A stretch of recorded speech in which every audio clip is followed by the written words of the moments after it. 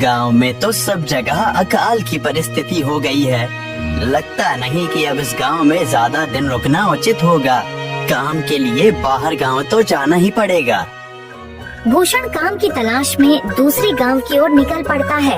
चलते चलते वह विजयपुर गांव में आ जाता है। वहां उसका रहने का कोई ठिकाना नहीं था और उसके पास कोई काम भी नहीं था। चलते चलते वह एक अमीर किसान जगत सेठ के पास आ पहुंचता है। सेठ जी, मैं भूषण दूसरे गांव से आया हूँ। हमारे गांव में अकाल की परिस्थिति हो गई है। लोगों के खेत सूखे पड़े हैं। गांव में बूंद बूंद पानी के लिए लोग तरस रहे हैं। अगर मुझे आपके पास कुछ काम मिल जाएगा तो बहुत कृपा होगी बड़े भाई। अरे रे, लगता है तुम्हारी हालत बहुत खस्ता हो गई है। ठीक है, वैसे मेरे पास एक काम तो है, पर लगता नहीं कि तुम वो कर पाओगे। सेठ जी, आप चिंता ना करें, मुझे आप कोई भी काम दे सकते हैं। मैं वो काम पूरी मेहनत और ईमानदारी से करूँगा। अच्छा ठीक है भूषण, तो कान खोल कर सुन लो। मेरे पास 50 गायें और 50 भैंसे हैं। तुम्हें हर रोज उन जानवरों का गोबर निकालना होगा और रोज सुबह शाम उन्हें चारा पानी देना होगा। महीने के आखिर में तुम्हें इस काम के लिए 200 रुपए मिलेंगे। और हाँ, 2 वक्त का खाना भी हमारी तरफ से मुफ्त दिया जाएगा। बोलो, क्या तुम ये काम कर पाओगे? अरे बाप रे, 50 गाय और भैंसों को संभालना आसान काम नहीं है। पर अब मैं कुछ कर भी तो नहीं सकता और ऊपर से सेठ जी 2 वक्त का खाना भी दे रहे हैं। ठीक है सेठ जी, मैं ये काम कर लूँगा, पर एक विनती है। हाँ बोलो भूषण, क्या बात है? सेठ जी, अगर आपको समस्या ना हो तो क्या मैं आपके गायों के साथ गौशाला में रह सकता हूँ? सेठ जी, मैं इस गांव में नया हूँ, मेरा रहने का कोई ठिकाना नहीं है। जग्गा सेठ थोड़ी देर तक सोचता है और भूषण को ऊपर से नीचे तक देखने के बाद उससे कहता है, ठीक है भूषण, तुम गौशाला में रह सकते हो। जी धन्यवाद सेठ जी। तब से भूषण गौशाला में रहकर अपना काम करने लगता है। वह रोज जल्दी उठकर गाय और भैंसों का गोबर निकालता, उन्हें चारा डालता और समय पर पानी भी पिलाता था। हर रोज भूषण अपना काम ईमानदारी और पूरी मेहनत से करता था। जगत सेठ को भी भूषण का काम बहुत पसंद आने लगा, क्योंकि वह अपना काम सफाई से करता था। एक दिन जगत सेठ भूषण को बुलाकर उससे बोलता है, भूषण, मुझे तुम्हारा काम बहुत पसंद आया है। तुम गाय और भैंसों का अच्छा ख्याल रख रहे हो, इसलिए दूध की गुणवत्ता भी बढ़ गई है और गायें पहले से ज्यादा दूध भी दे रही हैं। इसलिए मैं आज से तुम्हारी तनख्वाह बढ़ाकर पूरे 400 रुपए कर रहा हूँ। आपका बहुत बहुत धन्यवाद सेठ जी। कुछ दिन ऐसे ही बीतने लगते हैं। भूषण जगत सेठ के पास बहुत मेहनत और ईमानदारी से काम करता है। धीरे धीरे भूषण के पास अच्छा खासा रुपया जमा हो जाता है, जिससे वह अपने लिए छोटा सा रहने लायक एक कुटिया बनवा लेता है। उस गौशाला में सोकर तो नाक से गोबर की गंध अभी भी नहीं जा रही। अब आखिरकार मुझे अपने घर में चैन से सोने को तो मिलेगा। तब से भूषण जगत सेठ के पास गौशाला में काम करने आता और 2 वक्त का खाना खाकर अपने घर सोने के लिए चला जाता था। कई साल ऐसे ही बीत जाते हैं। भूषण की मेहनत के कारण उसके पास अच्छा खासा रुपया जमा हो जाता है। एक दिन भूषण जगत सेठ से बोलता है, सेठ जी, आजकल गांव में चोरी की समस्या बहुत बढ़ गई है और मेरे पास कुछ रुपए भी जमा हैं जो मैंने अपने घर में रखे हुए हैं, पर मुझे उन पैसों की चोरी की चिंता हो रही है। आपको तो पता है कि मैं दिन भर आपके पास ही काम करता हूँ और सिर्फ रात में ही घर सोने जाता हूँ, इसलिए मुझे रोज उन पैसों की चोरी की चिंता सताती है। हाँ भूषण, तुम बात तो बिल्कुल सही कह रहे हो। आए दिन गांव में नए नए चोरी के किस्से सामने आ रहे हैं और दिन भर तो तुम्हारा घर खाली ही रहता है, तो चोरी होने की संभावना तो जरूर है। जगत सेठ थोड़ी देर सोचता है और फिर भूषण से कहता है, देखो भूषण, ऐसे समय में तो गांव में एक ही जगह है जहां पर तुम्हारा धन सुरक्षित रह सकता है, और वो है जमींदार का घर। क्या? जमींदार का घर? हाँ भूषण, इस गांव के जमींदार बहुत ईमानदार और दयालु हैं। ऐसा मैंने कुछ लोगों से सुना है, और उनके घर पर बहुत सारे पहरेदार भी हैं, तो चोरी होने की संभावना बहुत कम है। तुम अपने पैसे उनके पास रख सकते हो। अच्छा, ऐसा है क्या सेठ जी? ठीक है, फिर आज ही मैं जमींदार जी से मिलकर बात करता हूँ और उन्हें अपनी समस्या बताता हूँ। उस दिन भूषण जमींदार जी के घर उनसे बात करने जाता है। टूडको, कहाँ अंदर आए जा रहे हो? वहीं रुक जाओ। जी, मुझे जमींदार जी से मिलना है। मुझे उनसे कुछ काम है। क्या काम है तुमको उनसे?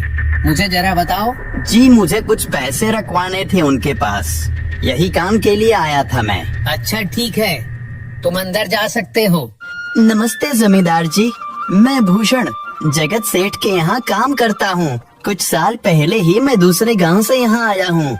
अच्छा भूषण, बोलो तुम्हारा क्या काम है मेरे पास? जमींदार जी, मैं सालों से जगत सेठ के पास काम कर रहा हूँ और मैंने कुछ रुपए भी जमा कर लिए हैं, पर बात यह है कि गांव में चोरी की समस्या बहुत बढ़ गई है, तो मुझे अपने रुपए घर में रखने से डर लग रहा है। अच्छा, कितने रुपए जमा किए हैं तुमने? जमींदार जी, यही कोई 5 से 6 हजार रुपए होंगे मेरे पास। वाह, ये तो बड़ी रकम है। मैंने आपकी ईमानदारी के बारे में लोगों से बहुत सुना है, इसलिए मैं अपनी रकम आपके पास कुछ वक्त के लिए रखने आया हूँ। हाँ भूषण, तुमने बिल्कुल सही सुना है।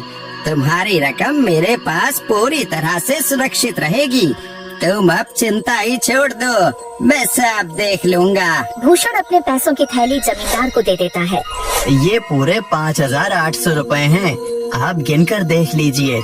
गिनने की क्या जरूरत है? तुम तो जगत सेठ के आदमी हो, मुझे तुम पर पूरा विश्वास है। जमींदार जी, आपका बहुत बहुत धन्यवाद। अब मुझे चोरों का कोई डर नहीं है, क्योंकि मेरे पैसे सुरक्षित हाथों में हैं। अरे भूषण, कोई बात नहीं, धन्यवाद तो मुझे बोलना चाहिए, जो तुम मेरे पास आए अपने रुपए रखने के लिए।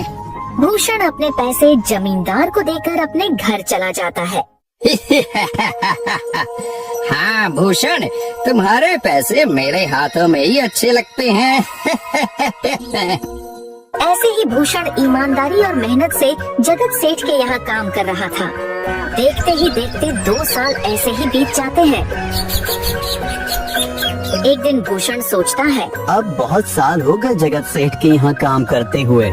वैसे सेठ जी तो बहुत अच्छे इंसान हैं, पर सोच रहा हूँ कि खुद की जमीन लेकर उस पर मेहनत करूँ, तभी मैं बड़ा आदमी बन सकता हूँ।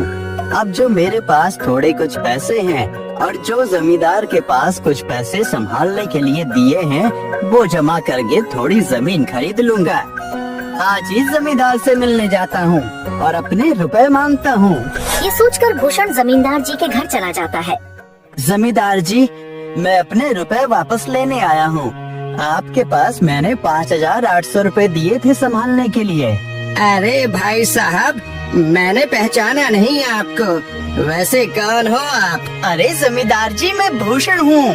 पिछले साल मैंने आपको पैसे संभालने के लिए दिए थे, याद आया कुछ? अरे भाई साहब, मेरे पास कितने सारे लोग आते जाते हैं पैसे रखने के लिए, और सभी के साथ मेरा अच्छा व्यवहार होता है। वैसे आपके पास कोई कागजात हैं क्या? क्योंकि मैं हर व्यक्ति से कागज पर ही व्यवहार करता हूँ। किसने कितने पैसे दिए, किसके कितने पैसे रखे हैं, सबका व्यवहार रहता है मेरे पास। जमींदार जी, ये आप क्या बात कर रहे हैं? आपकी ईमानदारी देखकर ही मैंने आपको पैसे दिए थे संभालने के लिए, और आप अब ऐसी बातें कर रहे हैं। कृपया करके मेरे पैसे मुझे वापस कीजिए। हाँ भूषण, मैं ईमानदारी से ही काम करता हूँ, इसलिए तो तुमसे मैं डॉक्यूमेंट्स मांग रहा हूँ। क्या तुम्हें पता नहीं, जब तुम किसी से पैसों का व्यवहार करते हो तो तुम्हें स्टाम्प पेपर पर लिख कर देना पड़ता है। तुम किसी से भी पूछ सकते हो। नहीं जमींदार जी, मैं आपके पैर पड़ता हूँ, कृपया करके मेरे रुपए मुझे दे दीजिए। बड़ी मेहनत से मैंने वो पैसे जमा किए थे, मुझ पर ऐसा अन्याय ना करें। अरे क्या ये झूठ मूठ का रोना धोना लगाया है? लगता है तुम ढोंगी हो और मेरी ईमानदारी और भोलेपन का फायदा उठाकर मुझसे ये रुपए लेने आए हो। रुक, तुझे अभी सबक सिखाता हूँ।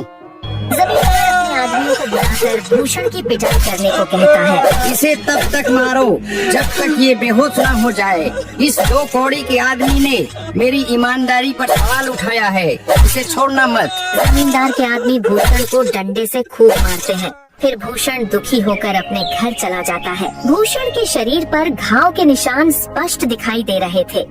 2 दिन से भूषण घाव के दर्द के कारण जगत सेठ के घर काम के लिए नहीं जा पाता है। इसलिए अगले दिन जगत सेठ भूषण के पास आ जाते हैं। वह देखते हैं कि भूषण खाट पर सो रहा है और वह बड़ा ही चिंता में नजर आ रहा है। भूषण भाई, तुम 2 दिन काम पर नहीं आए, क्या हुआ भाई? तबीयत ठीक है ना तुम्हारी?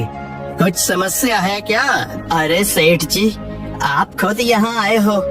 आप खबर भिजवाते तो मैं खुद चला आता। अरे भूषण, कोई बात नहीं, तुम्हें देखकर लगता है तुम बीमार हो। क्या हुआ है तुम्हें? जगत सेठ, क्या बताऊं, जिस जमींदार के पास पिछले साल मैंने अपने पैसे संभालने को दिए थे, वो आज मुझे पैसे वापस नहीं करना चाहता। वो बहुत लालची इंसान है, वो लोगों को ठग रहा है। और जब मैंने बाद में गिड़गिड़ाना शुरू किया तो उसने डंडे से मार मार कर मेरी पिटाई करवा दी और मुझे वहाँ से धक्के मार कर निकाल दिया। अरे बाप रे, ये तो बड़ा ही गंभीर विषय है। मैंने तो जमींदार के बारे में अच्छा ही सुना था और मुझे भी नहीं पता था कि वो इंसान इतना गिरा हुआ है। तभी मैं सोचूं हर साल उसकी संपत्ति इतनी ज्यादा कैसे बढ़ रही है। मुझे माफ कर दो भूषण, मैंने ही तुम्हें जमींदार के पास जाने को बोला था। गलती तो मेरी भी है। नहीं जगत सेठ, आप तो मेरा अच्छा ही सोच रहे थे। ये तो उस जमींदार का लालच है। अब लगता नहीं मेरे पैसे उस जमींदार से वापस मिलेंगे भी। भूषण, मेरे पास एक तरकीब है जिससे मैं तुम्हारे पैसे तुम्हें वापस दिला सकता हूँ। जगत सेठ भूषण के कान में सारी तरकीब बताता है। ठीक है सेठ जी, हे ऊपर वाले, ये तरकीब कामयाब होने दीजिए। अगले दिन जगत सेठ बहुत सारे पैसों को एक सूटकेस में भरकर खुद जमींदार के घर जाता है। अरे जगत सेठ, आज आप खुद यहाँ? बोलो भाई, इस गरीब के घर कैसे आना हुआ? हमारा तो ये सौभाग्य है कि आप जैसे धनी आदमी के चरण हमारे घर में लगे हैं। नमस्ते जमींदार जी। अरे जमींदार जी, आप तो मुझे अब लज्जित कर रहे हैं। वैसे मैं कुछ महीनों के लिए दूसरे राज्य में व्यापार करने जा रहा हूँ।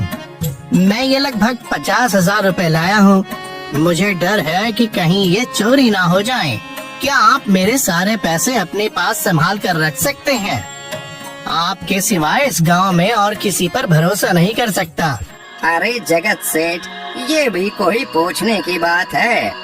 मेरे पास आपके पैसे बिल्कुल सुरक्षित रहेंगे। आप निश्चित होकर व्यापार करने जा सकते हैं। इस बार तो बड़ी मछली हाथ लगी है। बार बार ऐसा मौका नहीं मिलता। भारी माल हाथ में लगने वाला है। तभी वहाँ पर भूषण आ जाता है। अरे भूषण, तुम? अच्छा हुआ तुम आ गए। मैं तुम्हारे पास ही आने वाला था। मुझे माफ करना, उस दिन तुम्हें पहचान नहीं पाया। इतने सारे लोग मेरे पास आते हैं तो जरा परेशानी होती है, पर मैं अपनी बातों का बड़ा पक्का हूँ। हाँ रुको, मैं तुम्हारे सारे पैसे अभी देता हूँ। जमींदार भूषण के सारे पैसे उसे लौटा देता है। माफ करना भूषण, मेरे आदमियों ने तुम्हारे साथ उस दिन बदतमीजी की। मैं आज ही उनको काम से निकालता हूँ। भूषण बिना कुछ बोले वहाँ से चला जाता है। अरे क्या बात है जमींदार जी, आप तो अपने बातों के बहुत पक्के हैं। तो ठीक है, मैं अपने सारे पैसे आपके पास रख सकता हूँ। जगत सेठ इतना बोल ही रहा था कि तभी वहाँ जगत सेठ का नौकर आ जाता है। मालिक, अब आपको बाहर के राज्य में जाने की कोई जरूरत नहीं है। अभी अभी व्यापारियों का संदेश आया है और उसने कहा कि वो खुद हमारे गांव आ रहे हैं। अरे ये तो बहुत बढ़िया बात हुई। अब मुझे इतनी दूर नहीं जाना पड़ेगा। सुन रहे हो जमींदार जी, व्यापारी यहाँ आ रहे हैं। अब मुझे नहीं लगता कि ये पैसे आपके पास रखने का कोई मतलब होगा। चलो, आपका बहुत बहुत धन्यवाद। आपने इतनी ईमानदारी दिखाई मुझे। हाँ, पर अगली बार जरूर आपके पास ही आऊँगा। ऐसा बोलकर जगत सेठ और उसका नौकर वहाँ से अपने पैसे लेकर चले जाते हैं। धत तेरी की, ये क्या हो गया? ये 50,000 तो चले गए और जो भूषण के 5,800 रुपए हड़प लिए थे वो भी चले गए। आपका बहुत बहुत धन्यवाद सेठ जी। अगर आज आप न होते तो मेरी सारी जमा पूंजी वो जमींदार हड़प लेता। भूषण, कोई बात नहीं। जो व्यक्ति मेहनत और ईमानदारी से कमाता है, ऊपर वाले उसका कभी बुरा नहीं होने देते। और जो हराम की कमाई का खाता है, उसका कभी अच्छा नहीं होने देते।